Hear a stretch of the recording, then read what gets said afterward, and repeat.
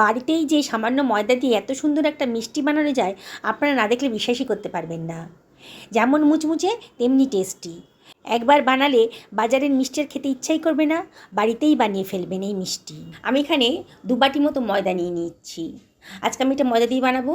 আপনার ইচ্ছা করলে আটা ময়দা মিশিয়েও করতে পারেন, আবার শুধু আটা কিংবা শুধু ময়দা দিয়েও করতে পারেন। দিয়ে দিচ্ছি 1/4 চামচ মতো লবণ। আর এর ভেতরে আমি দিয়ে দিচ্ছি 4 টেবিল চামচ মতো গাওয়া ঘি।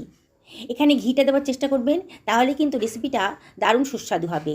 আর একান্তই যদি ঘি আপনাদের অপছন্দ হয়, তাহলে এখানে সাদা তেলটা ইউজ করবেন। এবারে আমি সব কিছু খুব ভালো করে মাখিয়ে নিচ্ছি।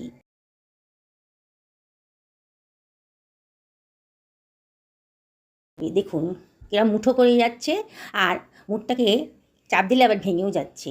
মানে আমার ময়ামটা ঠিক মতন মেশানো হয়ে গেছে। এবার আমি দিয়ে দিচ্ছি দুধ। আজকে আমি এটা দুধ দিয়ে বানাবো, তার জন্য টেস্টটা কিন্তু একেবারে 100 গুণ বেড়ে যাবে। এখানে অল্প অল্প দুধ দিয়ে আমি ময়দাটাকে মেখে নিচ্ছি। একবারে বেশি দুধ দেবেন না, খুব অল্প অল্প করে দুধ দিয়ে ঠেসে ঠেসে ময়দাটাকে মেখে নিতে হবে। দেখুন আমি কিরম করে ময়দাটা মেখে নিচ্ছি। এরম করে মাখবেন, তাহলে কিন্তু রেসিপিটা দারুণ সুস্বাদু হবে। দেখুন আমি আবারও খুব ভালো করে ঠেসে ঠেসে মেখে নিচ্ছি। ডোটা বেশ স্মুথ হয়ে গেছে। এবার এটাকে আমি ঢাকা দিয়ে সরিয়ে রাখছি। আমি এখানে 2 টেবিল চামচ মতো গাওয়া ঘি গলিয়ে নিয়েছি। আর এর ভেতর দিয়ে দেবো 2 টেবিল চামচ মতো কর্নফ্লাওয়ার। কর্নফ্লাওয়ার যদি না থাকে তাহলে ময়দাও দিতে পারেন, তবে কর্নফ্লাওয়ারটা দিলে পারে বেশি ভালো হবে। এবার ঘিয়ের সাথে আমি কর্নফ্লাওয়ারটা খুব ভালো করে মিশিয়ে নিচ্ছি।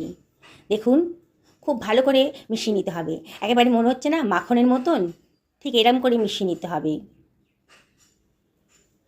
আমি একটা কড়াই গরম বসিয়ে দিয়েছি গ্যাসে, আর দিয়ে দিলাম 1 বাটি পরিমাণ চিনি। যে বাটি মাপের আমি ময়দা নিয়েছিলাম সেই বাটি মাপেরই 1 বাটি চিনি নিলাম, আর হাফ বাটি জল নিলাম। এবার আমি গ্যাসের ফ্লেমটা ধরিয়ে দিচ্ছি। গ্যাসের ফ্লেম হাইতেই রেখেছি। এবার চিনির সাথে জলটা ভালো করে মিশিয়ে নেব। আমি চিনির একটা রস তৈরি করছি। অনবরত কিন্তু নাড়তে হবে, নাহলে কিন্তু কড়াইয়ের তলার ভেতর চিনিটা লেগে যাবে, পোড়া গন্ধ বেরিয়ে যাবে। দেখুন এর ভেতরে আমি দিয়ে দিচ্ছি 2খানা ছোটো এলাচ থেতো করে দিয়ে দিলাম। খুব সুন্দর একটা গন্ধ বেরোবে।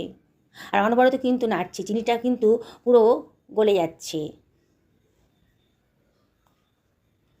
এবার এর ভেতর দিয়ে দিলাম 1 টেবিল চামচ মতো লেবুর রস, তাহলে চিনিটা আর ক্রিস্টালাইজ হবে না।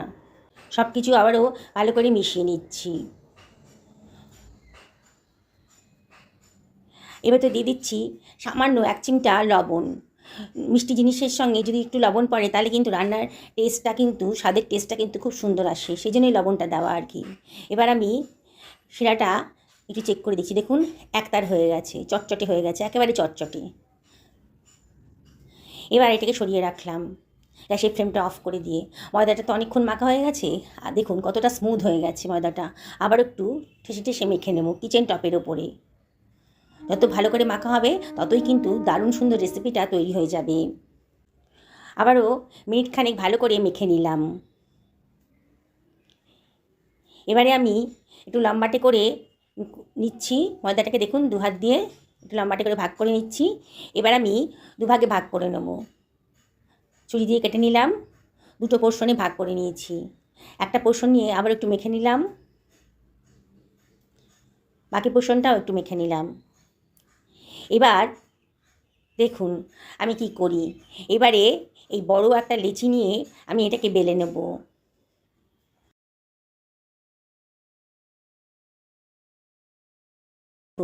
আমি যতটা সম্ভব বড় করে পাতলা করে বেলার চেষ্টা করছি। দেখুন এইবারে যে ঘোলটা বানিয়েছিলাম আমি কর্নফ্লাওয়ার আর ঘি দিয়ে, তার অর্ধেকটা আমি এর ভেতর দিয়ে দিচ্ছি, বাকি অর্ধেকটা রেখে দিচ্ছি আর একটা লেচি আছে না সেটা বেলার জন্যে। এবার ওটাকে ভালো করে হাত দিয়ে মাখিয়ে নিলাম, সাইডে পোর্শনগুলোকেও ভালো করে মাখিয়ে নিলাম।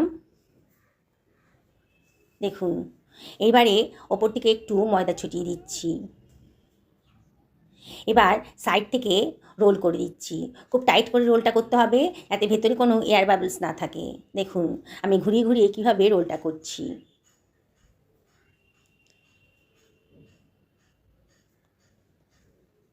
একেবারে চেপে চেপে রোলটাকে করে নিতে হবে। আর একটুখানি রোলটা করে নিতে হবে যাতে সাইডগুলো একেবারে বসে যায়। দেখুন, এবার যে পরিমাণ লম্বা হয়েছে, এবার টেনে টেনে এটাকে দ্বিগুণ পরিমাণ লম্বা করে দিতে হবে। দেখুন, আমি টেনে টেনে এটাকে অনেকটা লম্বা করে দিলাম। যতটা বেলেছিলাম তার থেকে কিন্তু পুরো দ্বিগুণ পরিমাণ লম্বা হয়ে গেছে। এবার সাইডের ওপরে পোর্শনটা আমি কেটে বাদ দিচ্ছি, ফেলে দেবো না, ভেজে নেব। এবার ছোটো ছোটো করে আমি কেটে নিচ্ছি। দেখুন আমি কীভাবে কাটছি।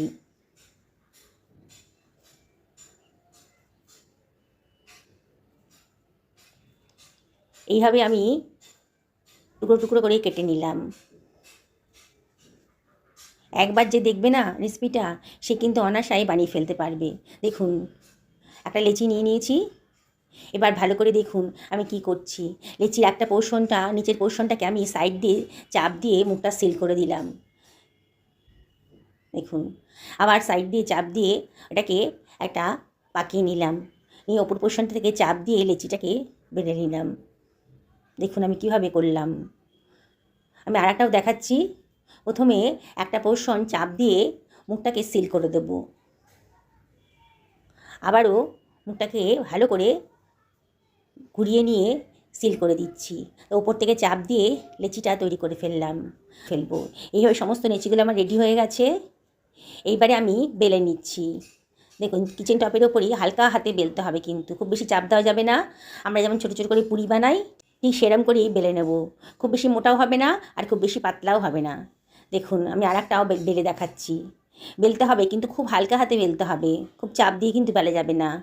আর এখানে বেলার সময় আমি কিন্তু কোনো আটা, ময়দা, তেলের কিন্তু ব্যবহার করিনি। এইভাবে আমি সমস্ত পুরির মতন করে সেগুলো বেলে নিলাম। সাদা তেল বেশ গরম হয়ে গেছে যখন, তখন একেবারে লো ফ্লেমে করে দিয়েছি। তারপরে 4খানা খাজা আমি এর ভেতর দিয়ে দিচ্ছি। খাজাগুলোর যে পোর্শনটা নিচের দিকে সিল করেছিলাম, সেটাই কিন্তু কড়াইয়ের তলায় থাকতে হবে। আশা করি বুঝতে পেরেছেন। এবার খানিকক্ষণ বাদেই কিন্তু খাজাগুলো ওপরে ভেসে উঠবে, তেলের ওপরে ভেসে উঠবে। তখন ভালো করে নাড়াচাড়া করে এগুলোকে ভেজে নিতে হবে। গ্যাসের ফ্লেমটা কিন্তু একেবারে লোতেই রাখতে হবে প্রথমে। যখন ভেসে উঠেছে তখন এগুলোকে আমি গ্যাসের ফ্লেমটাকে মিডিয়াম টু লোতে রাখবো। দেখুন ওলট পালট করে এটাকে ভেজে নিতে হবে।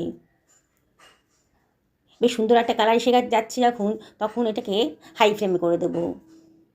মানে অনবরত গ্যাসের ফ্লেম চেঞ্জ করে করে এগুলোকে ভাজতে হবে। প্রথমে লো ফ্লেমে, তারপরে মিডিয়াম টু লো ফ্লেমে, তারপরে হাই ফ্লেমে। দেখুন তাহলেই কিন্তু দারুণ ক্রিস্পি হবে। বোঝাই যাচ্ছে এগুলো সুন্দর করে ভাজা হয়ে গেছে, সুন্দর একটা কালারও চলে এসছে, আর দেখেই মনে হচ্ছে বেশ ক্রিস্পি হয়েছে। এবার এটাকে আমি তেল থেকে তুলে নিচ্ছি। অন্য একটা পাত্রের ভেতর রেখে দিলাম। একইভাবে আমি বাকি খাজাগুলোকেও ভেজে নেব। বন্ধুরা, রেসিপিটা যদি ভালো লাগে তাহলে লাইক, শেয়ার, কমেন্ট করতে কিন্তু ভুলবেন না। আর নতুন বন্ধুদেরকে রিকোয়েস্ট করব আমার চ্যানেলটা সাবস্ক্রাইব করার জন্যে। পাশে থাকা বেল আইকনটা অবশ্যই ক্লিক করে দেবেন, তাহলে আমার রান্নার নোটিফিকেশানটা আপনারা জলদি পেয়ে যাবেন। পুরনো বন্ধুদেরকে অনেক ধন্যবাদ, তাদের সাপোর্টের জন্য এত দূর আসতে পেরেছি। তাও আপনাদেরকে রিকোয়েস্ট করব, রেসিপিটা যদি ভালো লাগে তাহলে লাইক করবেন, শেয়ার করবেন, আর অবশ্যই কমেন্ট করবেন।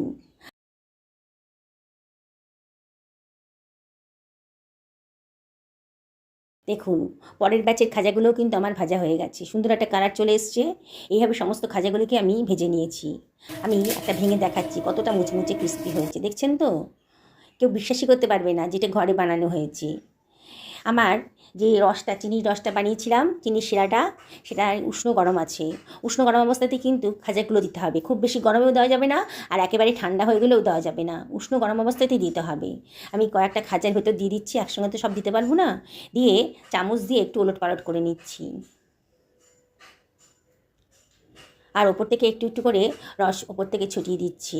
দেখুন বন্ধুরা কীভাবে বানাচ্ছি। এবার একটা চিমটা দিয়ে খাজাগুলোকে চিনির রস থেকে তুলে নিচ্ছি। রসটা ঝরিয়ে ঝরিয়ে তুলে নিচ্ছি। 30 সেকেন্ড মতো রাখলেই হবে, তার বেশি রাখার দরকার নেই। তাহলে কিন্তু খাজাগুলো বেশি রাখলে পরে খাজাগুলো কিন্তু নরম হয়ে যাবে। কি দেখেই বানাতে ইচ্ছে করছে তো? ওপর থেকে একটু পেস্তা কুচি ছড়িয়ে দিলাম, দেখতে সুন্দর লাগবে। আপনাদের হাতে কাছে যদি পেস্তা থাকে তাহলে দেবেন, না থাকলেও কোনো অসুবিধা নেই। দেখছেন তো কত সুন্দর রেসিপিটা, কত অল্প খরচের মধ্যে তৈরি হয়ে গেল।